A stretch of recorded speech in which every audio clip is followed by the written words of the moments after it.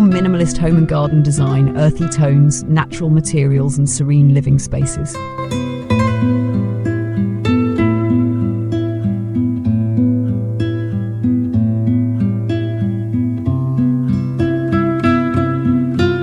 When I approach a home or a garden, I begin with silence. I let the space breathe and speak. For me, design is not about filling every corner with objects, but about uncovering what truly belongs there. Minimalism has long been my foundation, a philosophy of balance, order, and clarity. Yet over time, I have come to see that minimalism does not need to be cold or sterile. It can be warm, humane, and deeply connected to the rhythms of nature. This evolution in my thinking is what I call warm minimalism, a way of shaping environments that soothe the mind while enriching the spirit. I believe that every design starts with tone, with colour, as the emotional language of the space. Traditional minimalism, dominated by stark whites and harsh contrasts, often feels distant, almost clinical. Warm minimalism, on the other hand, invites us closer. It embraces the earthy tones of sand, terracotta, soft browns, muted greens, and clay-like beiges. These shades are not just decorators, they're echoes of landscapes, deserts at dusk, forests after rain, cliffs and soil warmed by the sun. They create atmospheres of calm, where the human spirit feels sheltered yet free. When a living room is dressed in clay-toned walls, grounded by wooden furniture, softened by linen textiles, it becomes more than a room.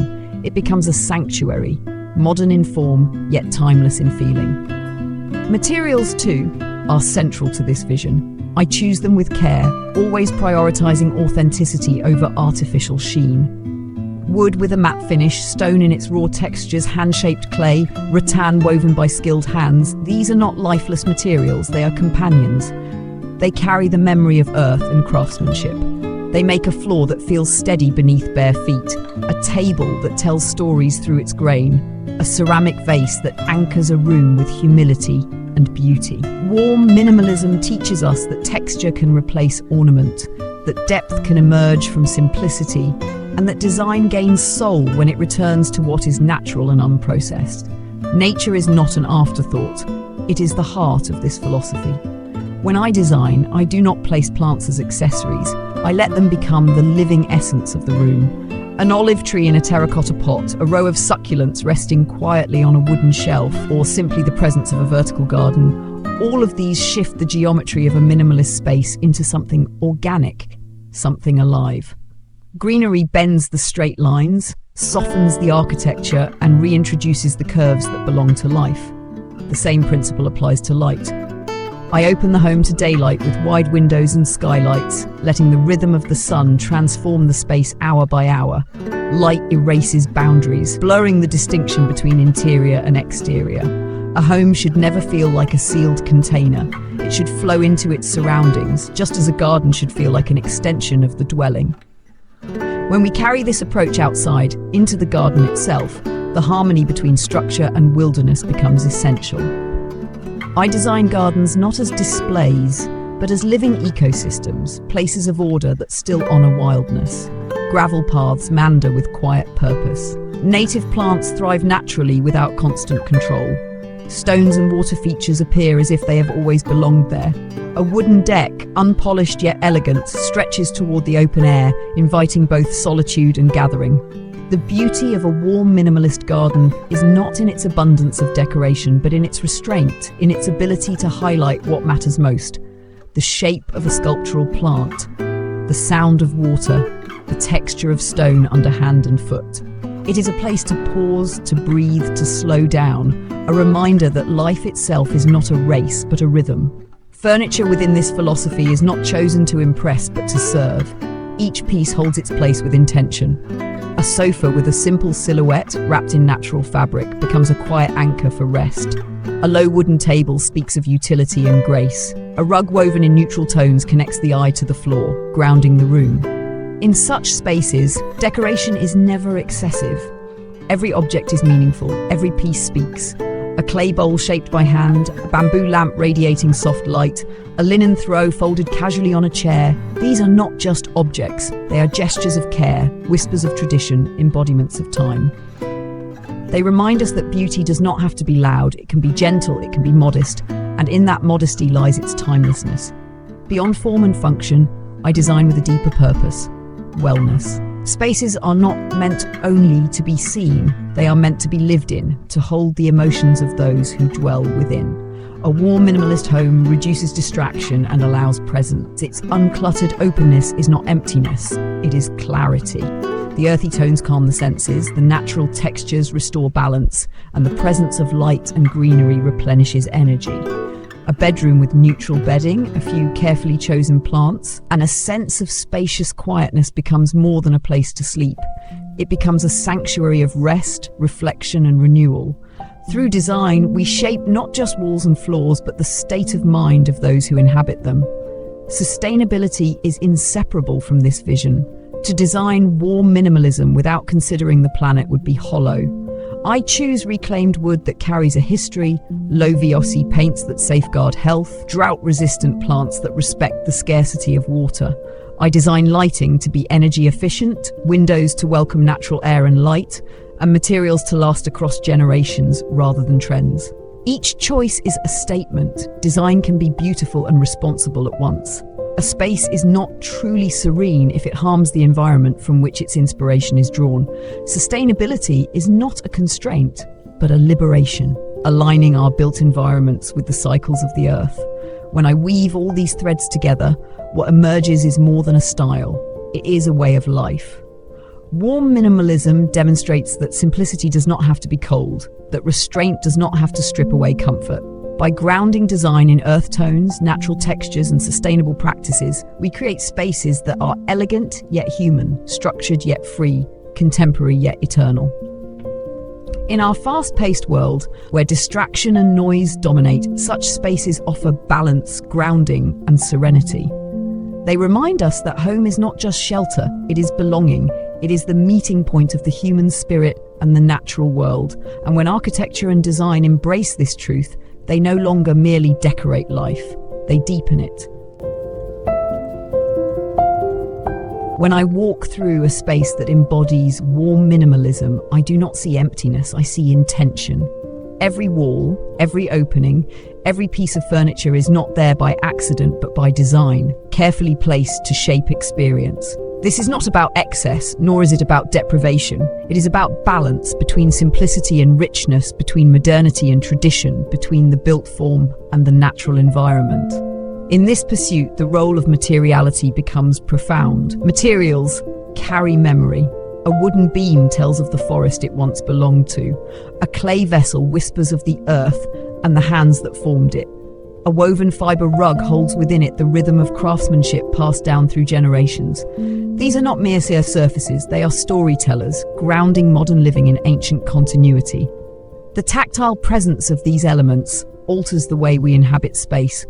When your hand runs across a matte oak table, it is not simply contact with wood, it is a conversation with nature, mediated through design. The coolness of stone beneath bare feet on a summer morning, the gentle irregularities of hand-shaped pottery, the weave of natural linen catching light in subtle textures, each of these experiences deepens our connection to the physical world. In warm minimalism, texture becomes ornament. It is what draws the eye, what grounds the body, what enriches the senses without overwhelming them. Where traditional minimalism often stripped spaces bare in pursuit of abstraction, this new vision breathes life into minimalism by reintroducing touch, tone, and soul. Nature, of course, is never far from these spaces. In fact, it is central. Architecture here does not end at the wall, it extends outward, blending seamlessly with gardens, courtyards, and landscapes. A large window framed in wood does not simply let in light. It frames the horizon, it invites the trees inside, it makes the sky part of the composition. Vertical gardens soften the severity of geometry, cascading with greenery that changes with the seasons. Terracotta pots stand like sculptures, rooted in earth yet elevated by design. The dialogue between structure and nature is constant. It is a reminder that architecture is not about separating humans from the natural world, but about harmonizing them. This philosophy also reshapes how we think about the garden. Too often gardens are over-designed, crowded with ornaments and contrived arrangements. In warm minimalism, the garden is both curated and wild, a balance of order and spontaneity. Paths of gravel are drawn with quiet purpose, guiding but never dictating. Native plants are chosen not only for their beauty but for their resilience, their ability to thrive without excess. Water features murmur softly, their presence calming rather than commanding. Wooden decks invite contemplation, meditation, or the simple act of sitting in silence. These outdoor spaces are not for spectacle. They are for living, for breathing, for rediscovering the slower pace of existence. They carry a profound lesson. Serenity is found not in accumulation but in alignment. Furniture, too, is chosen with this principle in mind. I do not select pieces that shout for attention, but those that speak softly, that contribute to harmony rather than compete for dominance. A low table carved from reclaimed wood, a sofa upholstered in natural cotton, a rug woven in muted tones. Each object is purposeful, each detail intentional. The form is always clear, the function always honest. Decorative objects, when present, are few but meaningful. A bamboo lamp casting a gentle glow, a clay bowl resting quietly on a shelf, a hand-woven basket set by the corner. They do not clutter, they enrich. In their simplicity, they hold weight. They remind us that beauty does not from abundance but from resonance. What underlies all of this is a philosophy of mindfulness. Warm minimalism is not simply an aesthetic choice, it is a way of inhabiting the world. Spaces shaped in this way reduce distraction, allowing focus. They strip away the unnecessary, not to deny us, but to liberate us. A bedroom designed with calm, neutral tones, uncluttered surfaces, and a few thoughtfully placed plants becomes more than a room for sleep. It becomes a refuge for rest, reflection, and restoration. A living room bathed in natural light, framed with earthy textures, becomes more than a social space. It becomes a grounding point, a place where conversation slows, where presence deepens. Architecture here does not simply house the body, it nurtures the mind and the soul. Sustainability is not an addition to this vision, it is inseparable from it. To design without ecological awareness is to design against the very essence of warm minimalism. Every choice matters. Reclaimed wood instead of newly cut timber, low VOC paints that respect both health and air, energy-efficient lighting that works with daylight instead of against it, water-conscious landscaping that honors scarcity rather than waste.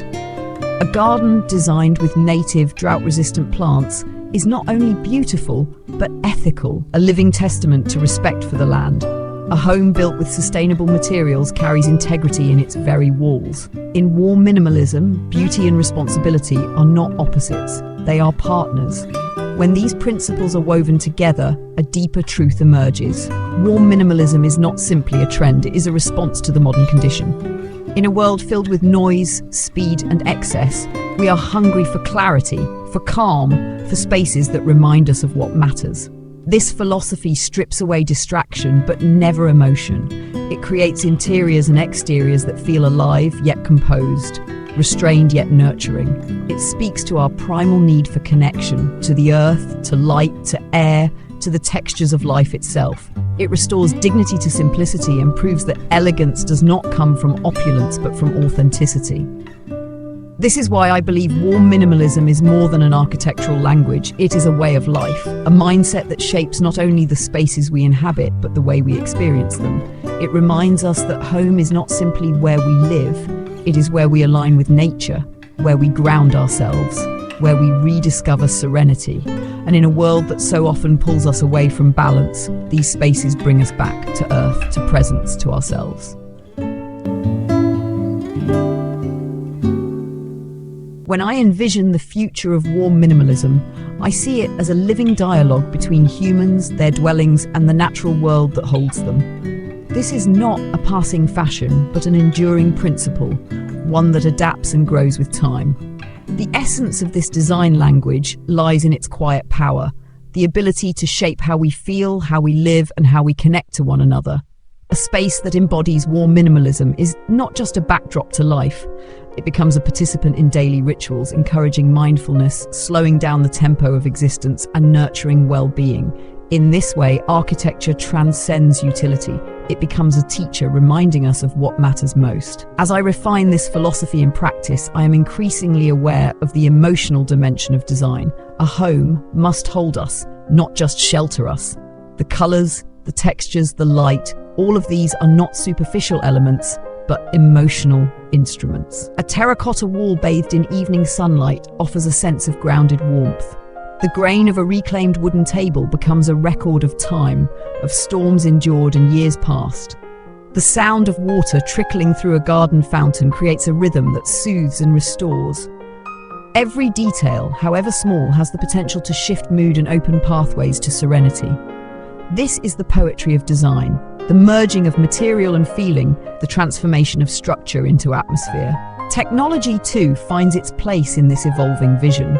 Warm minimalism does not reject progress but integrates it quietly, respectfully. Energy-efficient lighting systems, concealed yet adaptable, work in harmony with daylight. Smart climate control ensures comfort while reducing consumption, allowing homes to breathe naturally when possible.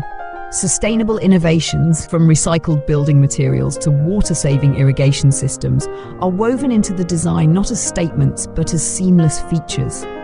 The technology is invisible, secondary to the lived experience. What remains visible are the timeless elements: wood, stone, clay, light, air, and green life, because these are the anchors of human existence, the constants that no innovation can replace. In crafting furniture and decor within this framework, I often return to the principle of timelessness. Warm minimalism resists the fleeting nature of trends. A sofa in natural linen, a hand-woven chair, a table of solid oak. These pieces are not meant to be replaced with every shift of fashion, but to endure, to age gracefully, to acquire character over time. Patina becomes part of the design. Marks and textures a record of life lived. In this way, homes and gardens become not static displays but evolving stories, shaped as much by those who dwell within them as by the architect's hand. The house grows with the family, the garden shifts with the seasons, the furniture remembers the touch of generations. Permanence and impermanence dance together in a balance that honors time. The role of the garden continues to expand in this vision. Outdoor spaces become sanctuaries for connection, not only with nature but with community. A wooden deck serves as a gathering place for family meals. A gravel path leading to a quiet corner becomes a route for meditation. Sculptural plants stand as living art, while water features invite reflection. These gardens do not compete with nature, they collaborate with it. They echo the surrounding landscapes, drawing inspiration from native flora, local stone, the natural flow of rain and wind.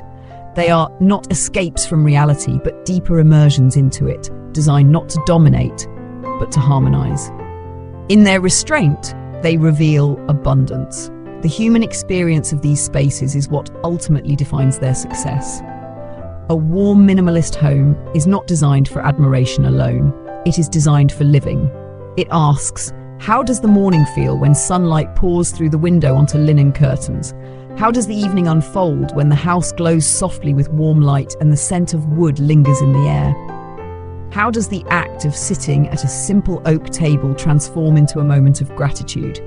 In answering these questions, design becomes personal, intimate, alive. The house becomes an extension of the body, the garden an extension of the soul.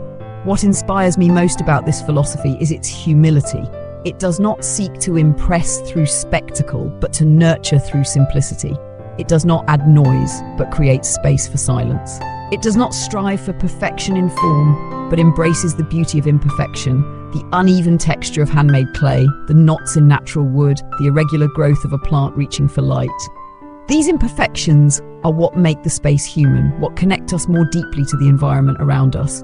They remind us that life itself is not flawless, and that true beauty lies in authenticity, in the honest dialogue between human hand and natural form.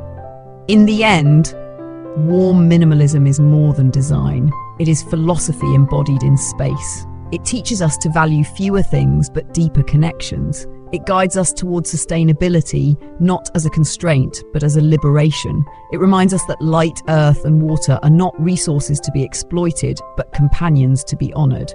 And it shows us that architecture is not separate from life, but intertwined with it, shaping not only how we move through space, but how we feel, how we think, how we live. I believe that in a time of acceleration, distraction, and excess, this way of building and dwelling offers a vital counterbalance. It does not ask us to retreat from the modern world, but to recenter within it, to cultivate spaces that are both contemporary and eternal, minimal yet warm, restrained yet profoundly alive. When we live in such spaces, we remember that design is not about decoration, it is about transformation. It transforms rooms into sanctuaries, gardens into retreats, houses into homes. It transforms daily routines into rituals of mindfulness, and it transforms the act of living into an art. This, for me, is the essence of architecture. Not the grandeur of monuments or the spectacle of innovation alone, but the quiet shaping of environments that allow human beings to thrive in body, mind, and spirit. Warm minimalism, with its earthy tones, natural materials, sustainable practices, and deep connection to nature, offers precisely that. It is not only a design language, but a way of life, one that reconnects us with the grounding presence of the earth and the comfort of home. And in that connection, we rediscover balance, serenity, and the profound joy of living simply, beautifully, and with intention.